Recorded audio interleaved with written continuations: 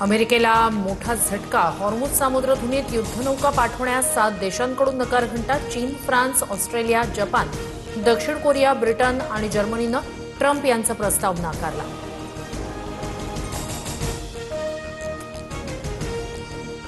मदत करा नाहीतर परिणाम भोगा। हॉर्मुझ सामुद्रधुनीत लष्करी मदत नाकारणाऱ्या मित्र राष्ट्रांना डोनाल्ड ट्रम्प यांचा इशारा। अमेरिकेच्या अब्राहम लिंकन या युद्धनौकेवरून रात्रंदिवस लढाऊ विमानांची उड्डाणं सुरू। इराणनं अब्राहम लिंकनवर हल्ला केल्याच्या दाव्यानंतर यूएस कमांड सेंटरकडून व्हिडिओ शेअर करत शक्ती प्रदर्शन। एलपीजी वाहक शिवालिक जहाज गुजरातच्या मुंद्रा बंदरात दाखल, तर नंदादेवी जहाज उद्या कांडला बंदरावर पोहोचणार असल्याची माहिती। एकूण 92,700 मेट्रिक टन एलपीजी गॅस भारतात उपलब्ध होणार।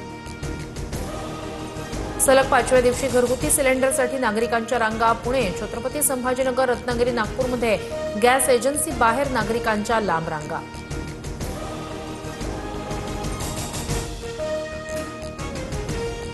इंधन साठ्यावरून खोटं का बोलताय? गॅस सिलेंडरची कमतरता सरकार मान्य का करत नाही?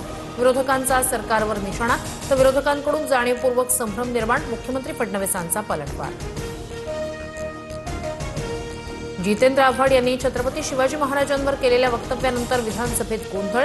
विरोधकांकडून जितेंद्र आव्हाड यांच्या निलंबनाची मागणी, तर चौफेर टीकेनंतर आव्हाडांकडून दिलगिरी व्यक्त। पंढरपूरच्या महत्वाकांक्षी कॉरिडॉर प्रकल्पाला लवकरच गती मिळणार। प्रकल्पासाठी पुढील 3 महिन्यात भूसंपादन प्रक्रिया पूर्ण करण्याचा मानस। सोलापूरचे जिल्हाधिकारी कुमार आशीर्वाद यांची माहिती।